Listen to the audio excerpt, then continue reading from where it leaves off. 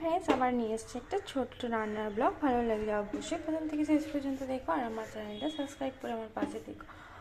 আজকে হচ্ছে এটা হচ্ছে গুগলি, সবাই চেনো কম বেশি, কেউ চেনো না এরকম নেই হয়তো।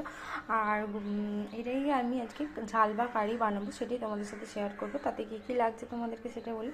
কড়াই অলরেডি আমি তেল দিয়ে দিয়েছি, তেলটা গরমও হয়ে গেছে। আর এখানে আছে আদা, রসুন, পেঁয়াজ পেস্ট, শুকনো লঙ্কা, কাঁচা লঙ্কা আর টমেটো। আর এখানে আছে মশলা, লঙ্কা গুঁড়ো, হলুদ গুঁড়ো, জিরে গুঁড়ো, আর এটা হচ্ছে গরম মশলা। চলো, তেলটা গরম হয়ে গেছে, এবার আমি গুগলিটাতে ভালোভাবে ভেজে নেবো।